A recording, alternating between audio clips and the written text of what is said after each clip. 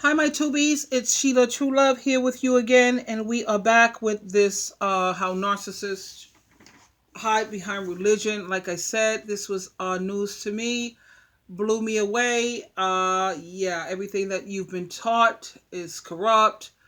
This is craziness. This is all over the news. If you go on Google and type in Newsweek and Jehovah's Witnesses, or you can type in Daily News, Jehovah's Witnesses, type in whatever paper that you read, if you will, Jehovah's Witnesses, and watch what you get. This is crazy. I was looking at CNN the other day. Who doesn't watch the news? Well, I try not to. It's always usually bad. At the same time, I watch the news because you want to know what's going on in the world. And this is like what's going on in the world. And then you have that A&E channel, which it's talking about cults. It has that woman who was a part of Scientology. I forget her name. Remy something or whatever. And yeah, and they have Jehovah's Witnesses listed as a cult. What is a cult? A cult is like Scientologists, the Mormons, the Amish, the Moonies. And now they have Jehovah's Witnesses listed as a cult.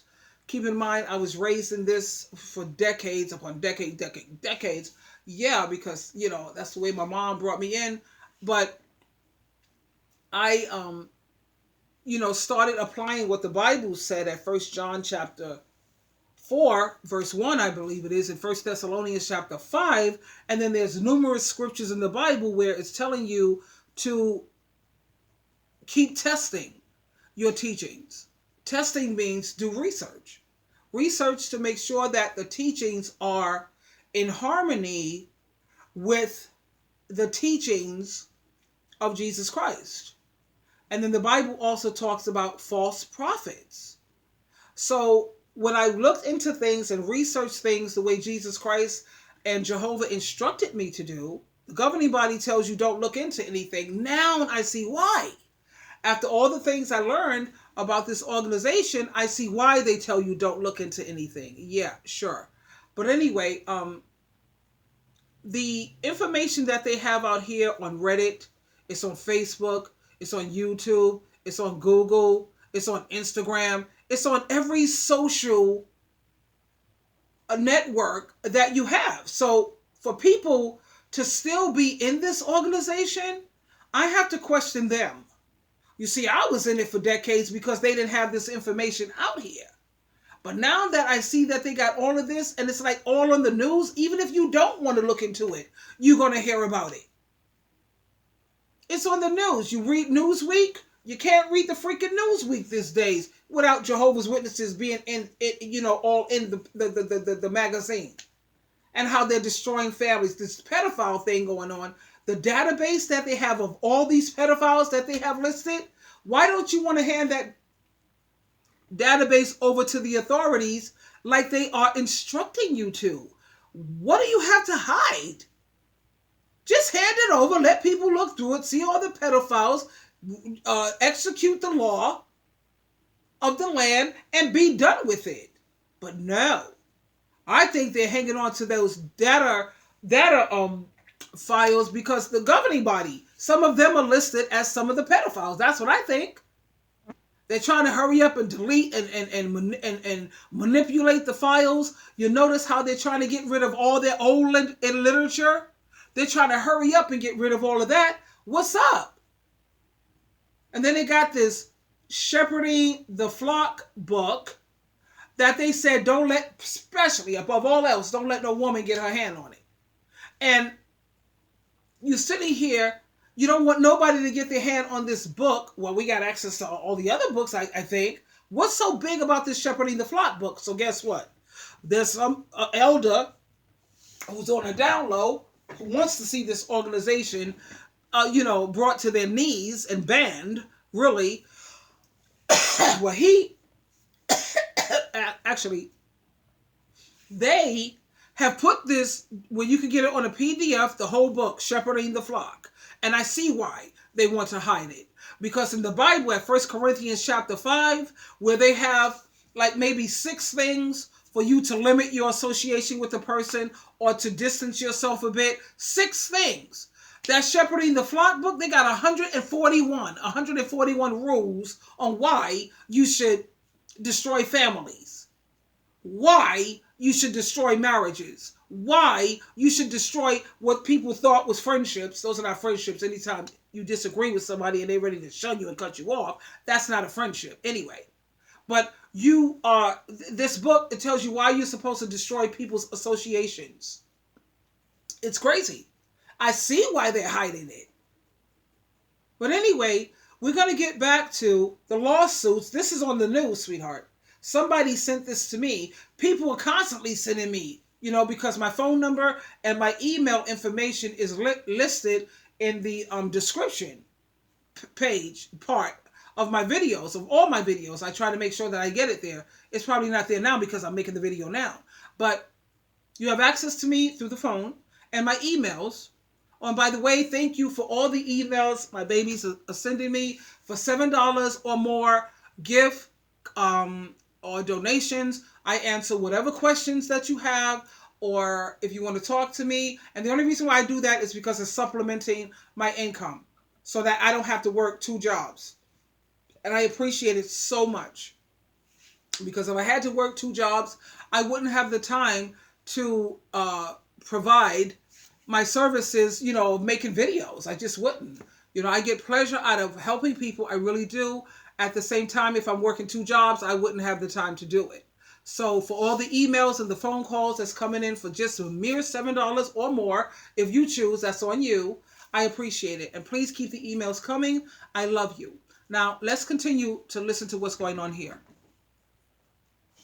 As Erwin mentioned, our firm, Nick Patterson, has represented victims of sexual abuse involved with Jehovah's Witnesses, and we are excited to team up with Erwin, and it's all confirmed. They've been doing this for a long time. They're one of the best there is at it. So we're honored to represent Kevin and to team up with, it's all confirmed, hope to bring this issue to the public's light and continue to represent victims across the country. Thank you. Thank you.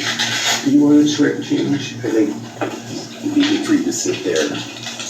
Yeah, much better. You should have stayed here.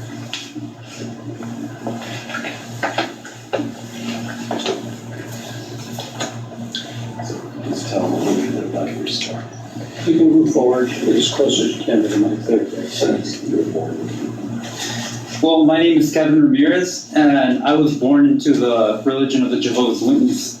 Growing up, you are indoctrinated and you are taught to trust these elders with everything. Like you said, they are your mentors. They are the equivalent to what a priest would be in the churches. So everything started with Bible study. I don't know how other people started, but my case started with Bible study. And he got the trust of my family. He got the trust of other families to go out. So as time went on, it went from Bible studies to service. They call it preaching when they go door to door. And that's when the molestation happened. And thinking back now, when I say all of the things that happened, I think that he was grooming me. He was prepping me for other things that, as a kid, you would have never thought of. But looking back now, it's some really dark stuff. How's this affecting you? The way this has affected me now, it's practically every time I drive by a Kingdom Hall, I feel disgust, because you never know what's going behind closed doors. You never know if other kids are going through the same thing. I suffer from anger problems. I just start thinking about stuff that happens, and Can you describe any of the things he did or dark thoughts. He would fondle, he would touch, and vice versa. He would make us touch him. He would tell us that these are the things that we need to do, or if we don't do them, we won't make it to what they call paradise. So, being indoctrinated as a kid, you think that paradise is real, you think this is gonna happen. So I didn't tell anybody. I didn't tell anybody from school. I didn't tell my family, because my family weren't Jehovah's Witnesses. So I didn't really talk to them about things. I put a pause on this because when you listen to how Jehovah's Witnesses, I call them Watchtower Witnesses. I don't even like to use Jehovah's name associated with these people. But when you listen to their justification, the first thing they're going to tell you, let me tell you what they're going to say. None of us are perfect. None of us are perfect. And yeah, you're going to have bad seeds in every group and in every, none of us are perfect. But there is a thing called rectifying. How do you rectify your imperfections? First of all, they don't admit to nothing of being wrong. They're never wrong. They just sit up there and say, well, we have a new light. Instead of just outright apologizing, humility is a beautiful thing. Jehovah and Jesus Christ said that they hate people who are haughty. These people, governing body I'm talking about, they don't apologize for anything. They don't apologize. They justify it by saying, we're going to hide behind Proverbs chapter 4, the new light, which everybody knows that's not their interpretation of that whole. Read the whole chapter, please, people. Don't just read Proverbs chapter 4, the verse that they point out. No, read the whole chapter, and you will see that that's a father talking to his son and telling his son that if you follow the path of righteousness, your steps will become lighter and lighter. And if you follow the path of unrighteousness, your life will become darker and darker. How do you interpret the reason why we change our teachings is because we got a new light. And then you use that scripture to back it up. Really? But of course, the number one thing that they're going to say, their rebuttal is going to be, well, none of us are perfect and we all, are still striving, blah, blah. Yeah, you know how Charlie Brown, wah, wah, wah, wah. And yeah, we're all striving and wah, wah, wah, wah, wah, wah, wah. Yeah, pretty much, really. I'm sorry. Was there a particular... So that's when I decided to go tell my parents when, like my other friends, like we talked amongst ourselves and we decided that this is something that adults needed to know was happening. Sir, over here on the left, I didn't quite get your name. My name is Kevin Ramirez. No, Ross Leonidakis, can you spell that last name? Leonoudakis. And in resolving the Montana case, did that go through the entire legal process, or did you settle at some point? No, we had a verdict reached last fall, and we're actually arguing that to the Montana Supreme Court next month. So it's on appeal right now. And aside from justice in this particular case, is there any monetary figure that you're looking to gain from this? Is there anything else? The main reason for bringing these lawsuits, the first and foremost reason is to bring attention to what is going on within the Jehovah's Witnesses. At some point, will there be monetary compensation? Well, this is a civil case, not a criminal case, and the only kind of recourse we have is some sort of financial accountability. So at some point, yes, we are going to do our best to get Kevin a fair financial resolution to help him through the rest of his life, because the harm that is done to children by sexual abuse is lifelong, and it's insidious, and it appears and rears its ugly head at different times in a human's life and causes havoc. So he's going to need help for the rest of his life, and we're going to do our best to get him that. Kevin, you mentioned your friend you spoke with. I saw you talking about other victims. Are you hoping to encourage others to speak out? Do you know of others who you're hoping? You have a lot of people who are filing lawsuits against this organization because when you disfellowship a person, you have to understand you're destroying people's family and marriages and all the above. So, like me making this video, if they decided to, disfellowship me, I'm not disfellowship. I just had to stand back, it's called the fade. I'm fading right now because I'm trying to figure things out. I'm just trying to figure things out. But if they were to try to disfellowship me, or if they disfellowship me, I would let them know, you know what? There's going to be definitely legal proceedings that I'm going to charge against this organization. One, defamation of character. You sit around here, you disfellowship me, people feel that I'm an apostate. You sat up here and gave me a label, that's defamation of my character. Not to mention how you have caused me so much trauma that I don't, oh man, PTSD, Tubies, like you've never known.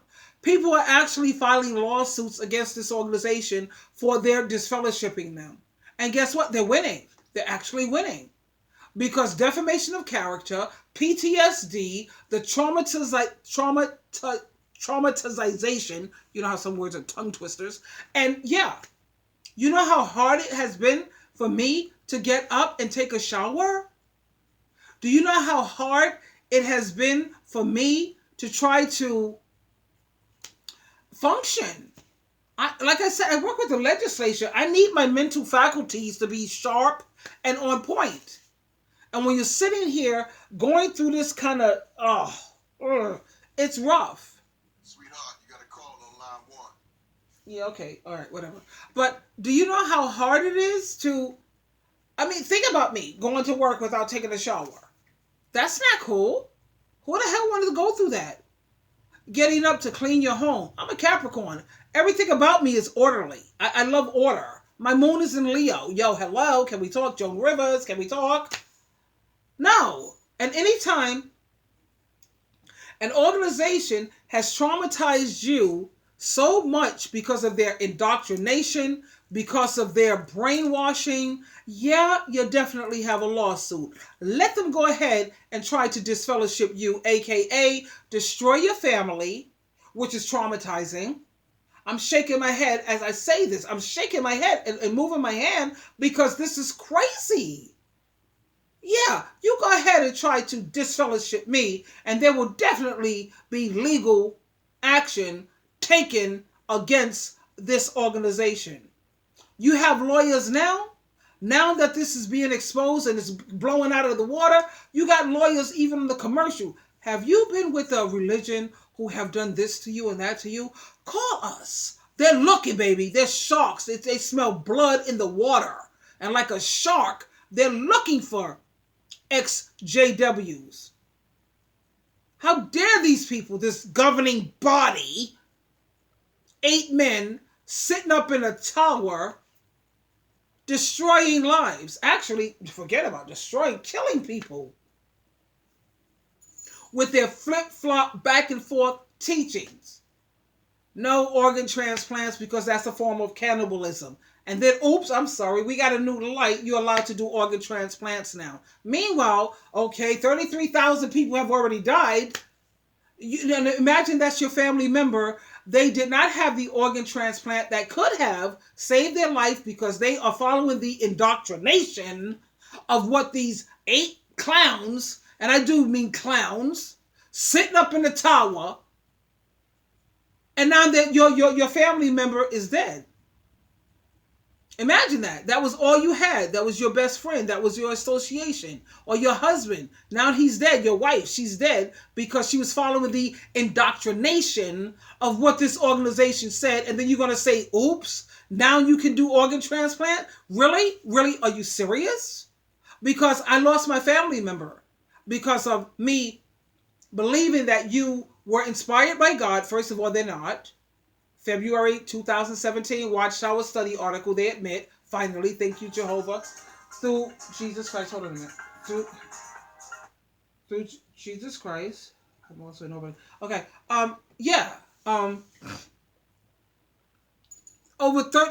this organization has killed more than any cult. You remember that Jimmy Jones, how they had people, like people say, drink the Kool-Aid? He had these people drink the Kool-Aid. He killed 952 people. 952. That's just that.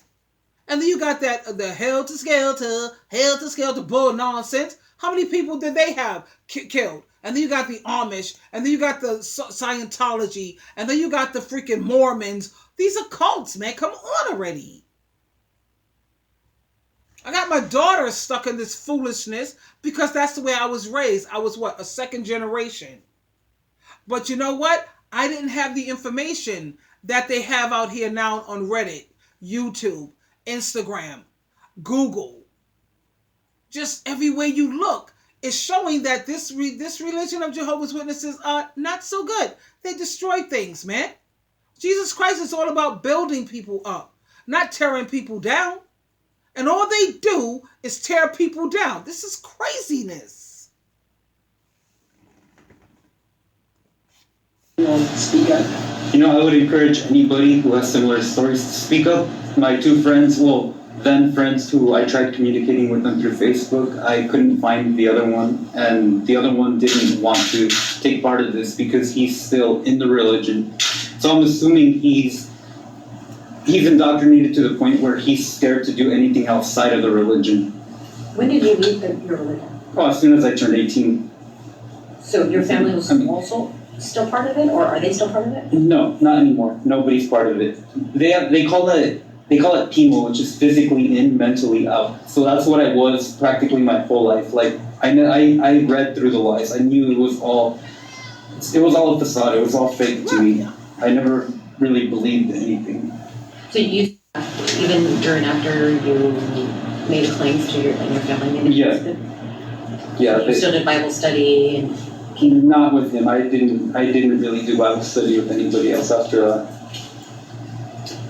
Salkin, if there's one key to winning a case like this, what would you say that it is? The truth. Exposing the truth. Once people hear the truth, it's a natural consequence. They've thrown they continue to throw barrier after barrier in front of you, and from those barriers, including claiming they have the right to not speak to the law or to law enforcement. Among those issues, what's the main one to overcome? Well, right now, our main battle with them is to get these molestation records that they have, this database of records that they have that go back decades. I have some of them. They've produced them to us under a court protective order. I can't talk about the contents of what I've seen, but they've redacted the information in those records so heavily that it makes those records names of perpetrators, names of elders, names of congregations. We can't tell if this elder has been in more than one congregation. The courts have ordered them to remove these redactions, and they refuse to do that. So this has to get resolved, and we are going to continue to battle to get these documents, and I think those documents will expose a tremendous and a very unfortunate truth. You said that Umberto was excommunicated essentially. What was he still outside? They refer to a process or a discipline that they call disfellowshipping. And disfellowshipping is somewhat akin to excommunication. The person is basically shunned by Jehovah's Witnesses, by their congregation, Now let's look at that thing called the excommunication, which is what they call disfellowshipping. When you look at the Jehovah's Witnesses literature in the past, they associated excommunication as being pagan. Excommunication has pagan origin. Isn't that the reason why they don't celebrate holidays, birthdays? How about Mother's Day? I mean, a day when you want to just say, Mom, you know what? I appreciate everything that you've done for me. Father's Day. Dad, you stayed on the job. I appreciate it. Everybody's busy. People in the world, we're busy. But we all take a day where I'm going to say, you know what? This is a special day for my dad, my father, my mom. Okay, I'm going to take it from my busy schedule. I'm taking Mom out to wherever the hell she decides. I got flowers. If like flowers, what is it that you wanted for a long time, Mom? Me, I want a recliner chair. Me, that's what I want. I want a really nice recliner chair. You buy me that for Mother's Day and you take me out to dinner at a restaurant of my choice. Of course, it's going to be a 5-star. You don't do that for your mom every freaking day, or you don't get a chance to do it. But Mother's Day or your Father's Day, he wants his special chair. He wants I don't know what the hell he wants. What do men want? Tools. They want a nice tool kit. Hold on. Yeah, okay, I gotta talk to this person. This is a person who I'm trying to form right. I got people calling me right now because we're going to form a support group for people who are being shunned. I'm trying to build it up here in Albany because they don't have no support group here in Albany. There's no way you're going to tell me or convince me that there's no people out here who have been shunned or who feel, disconnected or whatever. But anyway, we got to step up. I started the group on Craigslist. I got it on Meetup. I'm trying to make a difference, if you will, because they may have destroyed my family, but I'm doing everything in my power so they don't continue to keep destroying people's family, marriages, relationships. Come on, we have to do something. You have to take action, But so like I was saying, actually I forgot what I was saying. But anyway, let's get back to this. Their family, they are still can attend. They can still come to the Kingdom Halls. They can sit at meetings, but they're not going to be recognized. They can then apply to be reinstated, and if they, according to the elders to whom they apply, have demonstrated enough remorse, then they can be reinstated. And the one thing about the process, the judicial process, these what they call judicial committees, the discipline that they engage in, if they learn of child sexual abuse, even if it's validated, and they have something they call the 2-witness rule, and that's how they determine if there's a valid claim. The 2-witness rule means this: either they must have a confession from the perpetrator, or there must be 2 witnesses to the abuse. If they don't have a confession, or they don't have 2 witnesses, they can do nothing. Now, even if they do get a confession, or they do get 2 witnesses, the recourse is to determine if the perpetrator is repentant enough. If he is sufficiently repentant, he will get what is called a private reproof, which means that they will speak with him privately. Some congregation privileges might be removed, but there'll be no more discussion about it to the congregation. So what do you think about that, my 2Bs? They have this 2-witness rule. Somebody raped your son, your daughter, or your loved one, or raped you. Were there 2 witnesses there to verify this? My sister, look at the calls. They're coming in. Look at that. Yeah, that's right, baby.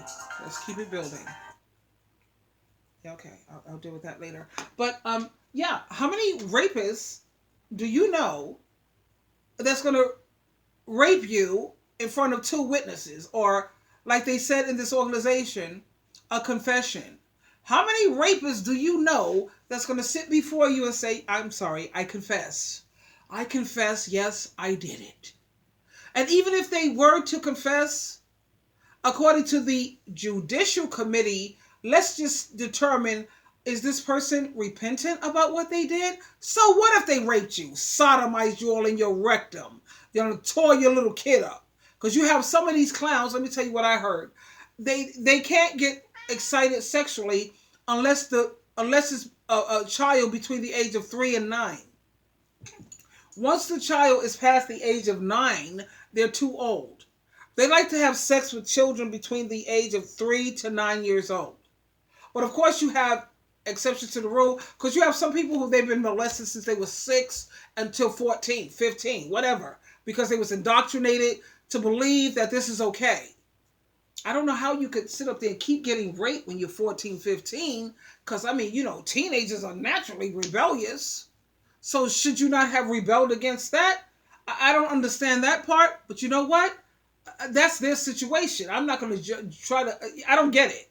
Because you sit up here raping me, and I was a kid, and we're still going at it when I'm 13, 16, that must mean you like it. It must mean, I guess, you've been indoctrinated or brainwashed to believe that this is okay. Because these are men of God, and what we have is beautiful, and it's a special kind of love, but we can't tell the world because the world won't understand. Yeah, I guess that's what it probably is, whatever. But for all these sick, twisted bastards who they can't keep an erection, they can't keep their jollies up unless you're between 3 to 9 years old. What is that? That's crazy. And they, like I told you, Tubies, you touch if my daughter, my son was ever touched, my children are grown now. With my daughter, I don't know what the hell she would do if her daughter and her son was touched. Would she act on it? No, because she's so indoctrinated with this organization. Whatever they say to do, she would do it.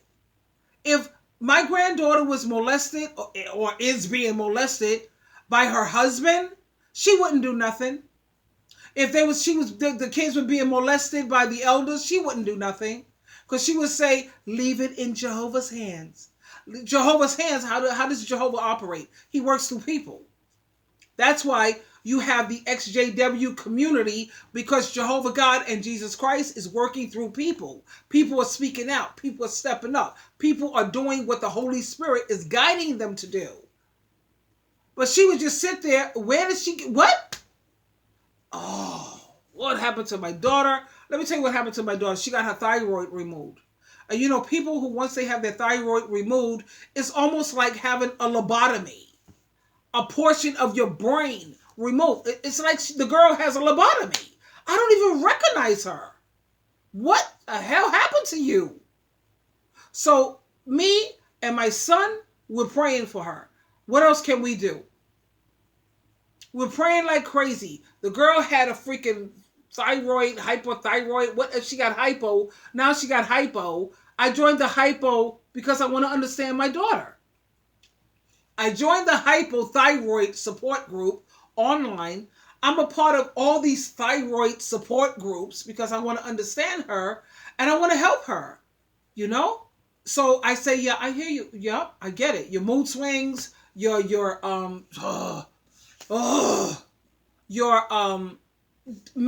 crazy depression, she called me one day and said, "Mommy, I can't keep up anymore." She said, "I'm tired all the time." And that's what happens when you have this thyroid issue going on. She's tired all the time and she feels that she can't keep up. So I tell my daughter, so if you feel tired, relax. I'm coming over. I'm going to cook. I'm going to clean. I'm hanging out with my grandkids. That's a freaking, a privilege for me to cook, clean, and do the laundry and hang out with the kids. All you got to do is go in the bedroom and relax, rest. She's beautiful. My daughter's beautiful. She's half Italian, half black. Half Spanish, half black. My kids are mixed. I couldn't find a black man who was willing to just wait until we could have sex with marriage. Black men wasn't hearing it. Puerto Rican men, they was hearing it. So my children are mixed. She's beautiful. So go in the bedroom, lay down. I'll cook, clean, do the laundry, and hang out with the grandkids. Don't act like I'm doing you a favor. Actually, you're doing me a favor. I'm a Gigi. I don't like that grandma thing. Oh, hell no. I'm a Gigi. Now she got to be out there knocking at the doors in the ministry, because if she ain't knocking, she's going to be shunned. So she got to take her tired butt and get out of bed every day and go exhaust herself. And she got to try to, she has children. She wants to do things. She's, to be honest with you, the girl is trying to be the best mom that she could be. Is she? No, she's not. She's not. Okay? She got the thyroid thing going on. Like I say, AKA lobotomy. Go on Google, go on YouTube or whatever. Let's go on YouTube University or Google University and let's look at what is a lobotomy. Half of your brain is removed. Something is wrong with my daughter, because she was not like that when she was with me and her brother. The girl was strong as hell. The moment she got away from us, she's a mess. She's a freaking mess. If he's somewhat repentant, but not repentant enough, he may get what's called a public reproof. So they will make an announcement to the congregation that this individual has been reproved, but they will not say why, and they will take away some privileges. If they feel he's not repentant at all, then they can disfellowship him, or will disfellowship him. But even then, they don't tell the congregation why. So people don't know that there's a potential that a child molester is living and attending meetings and going out on service work, knocking on people's doors in our communities, don't know that this person could be a child molester. And that's the problem. With regard to your faith, what do you consider yourself now with regard to the Jehovah's Witness? Are you still part of their? Oh, no. No, Okay, so we're gonna do our next part to this whatever, because this is 35 minutes in, and I don't want to make it too long because I don't know whether the YouTube thing will take it or what have you. You always have a choice. Choose wisely. Again, thank you so much for your emails. $7 or more donation or a gift. It helps to supplement my income so I don't have to work 2 jobs, because if I was working 2 jobs, I can't do the video thing. You know what I'm saying? What I have to, to offer here. Anyway, my tubies, I love you so much, and don't let this whatever, because it's totally I'm totally distraught. Okay, another thing. I know I'm asking a lot. I know. I was hoping, actually, that you pray for me. I could use all the prayers that I can get. I appreciate it so much. Sheila True Love, until next time, we'll talk again. Goodbye for now.